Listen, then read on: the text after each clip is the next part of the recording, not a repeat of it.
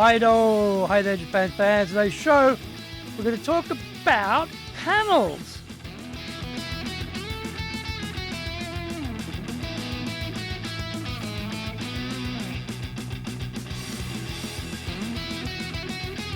Present, Master Shimasho. This is the 8th year of the Presentation Japan series podcast, and we are beaming around the world to you from sunny Minato-ku in Tokyo. I'm your host, Dr. Greg Story, Dale Carnegie Tokyo franchise owner, the president of Dale Carnegie Tokyo Training, and the 3-time best-selling author of Japan Sales Mastery, which is Zaegyo in Japanese, Japan Business Mastery, and Japan Presentations Mastery, or in Japanese, Anatamo Present no Tachijin.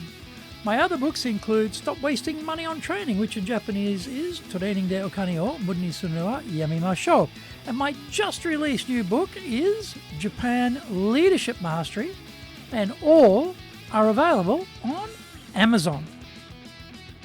Through this podcast, I want to help you become a better speaker to be 1, clear, 2, confident, 3, persuasive, 4, highly influential with those around you. Don't forget to subscribe and share this podcast with your family, friends, and colleagues.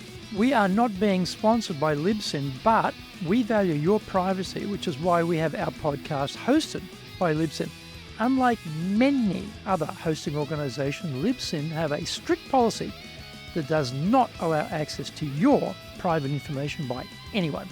Here is our daily podcast lineup on Apple Podcasts. Mondays, the Cutting Edge Japan Business Show podcast. Tuesday, the Presentations Japan series, and every second Tuesday, the Business Tachijin no Oshie show. Wednesdays, the Sales Japan series. Thursdays, the Leadership Japan series, and every second Thursday, the Business Pro Podcast show. Fridays, the Japan Business Mastery Show podcast, and Saturdays, Japan's top business interviews.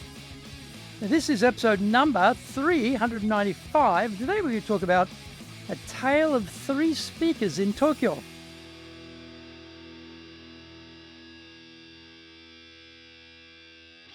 What an interesting panel discussion we had. Georg Loer, an old friend of mine, after 17 years running NRW Global, which stands for North Rhine Westphalia, was handing over the reins to Carolina Kawakubo. The guest panelist was Jesper Koll, a very well-known economist here in Tokyo. All 3 have been guests on my podcast, Japan's Top Business Interviews, with Carolina at number 19, George number 83, and Jesper at 87. An interesting contrast in presentation styles on display that evening. Jesper is a very accomplished speaker. He's developed his own style and is quite distinct. He brings a lot of energy, wit, and solid data to his talks.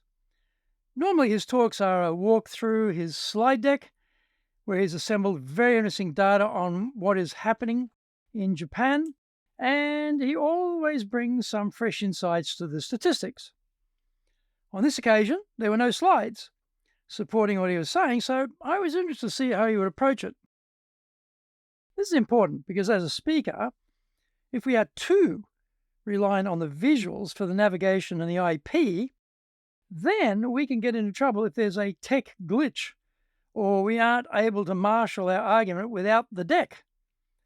Tech problems are always a possibility, so I suggest you just print them out and bring them with you.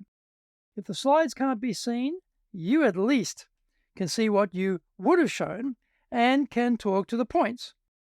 The audience can't see them, and please do not hold them up, as I've seen one memorably bad speaker do.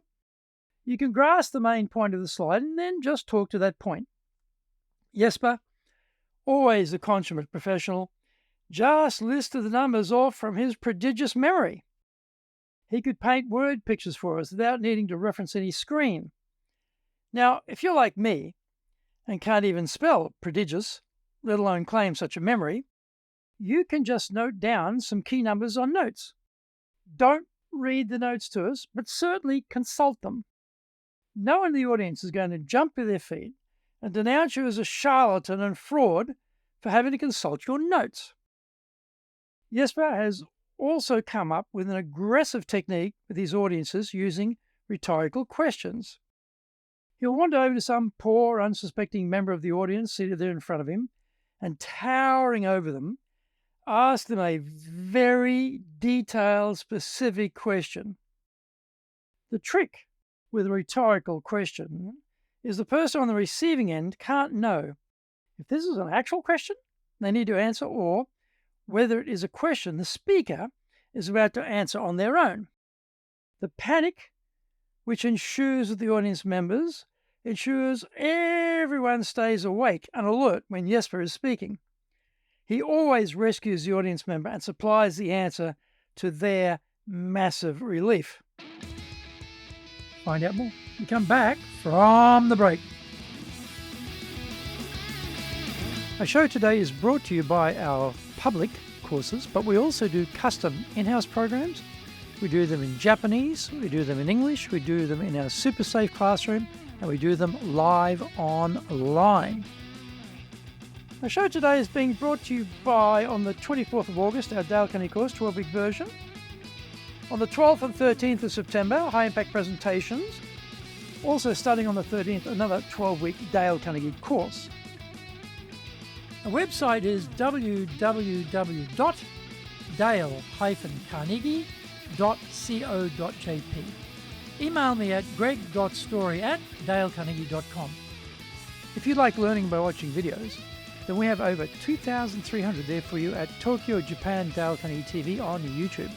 We release 3 shows every week on YouTube. The Cutting Edge Japan Business Show, that's the premier business show in Japan, every Monday Tokyo time. Fridays we have the Japan Business Mastery Show, and on Saturdays we release Japan's top business interviews, where I interview leaders from SMEs right up to the corporate captains of industry on one topic, leading in Japan. Now, every second Thursday we release the Business Pro television show. Don't forget to grab my business best-selling books on Japan on Amazon. Japan Sales Mastery, which is Saegyo in Japanese, Japan Business Mastery, and Japan Presentations Mastery, or in Japanese, Anata mo Presen no Tachijin. My other books include Stop Wasting Money on Training, which in Japanese is Training de Okane o Muri suru wa yamemashou, and my just released new book is Japan Leadership Mastery, and all are available on Amazon. Welcome back. George was very avuncular that evening. He has a quiet, calm manner anyway, and he was clearly giving the stage and baton to Carolina as his successor. He even dressed down with just trousers, a white short-sleeve shirt, and casual shoes. No suit, no tie, very informal, and a clear visual signal that the stage belongs to Carolina now.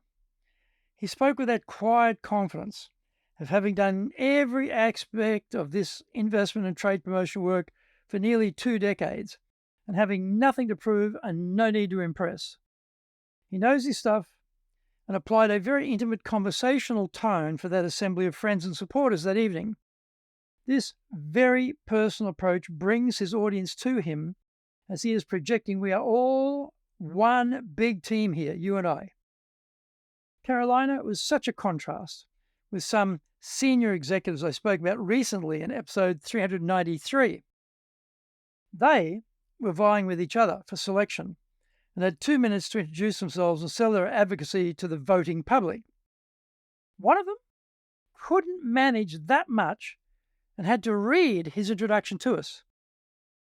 By contrast, she was so professional. She was dressed for the occasion in a dark suit to add credibility to her talk. No notes, of course, and speaking with great confidence. It is no easy thing to follow on from someone who has been in that same position for 17 years and who everyone in the audience knows intimately. Confidence is such an important element for the speaker. That sound in our voice, that we know what we're doing and who we are, is transmitted straight to the audience and they receive our signal. She did a great job. Said the right things and said them in the right way. She was totally congruent with her talk. So 3 contrasting styles with the bombastic Jesper, the calm George, and the aspirant Carolina. They were different approaches, but they all worked for the speakers. It's a very broad church, And there's plenty of scope for all of us to develop our own style as a speaker.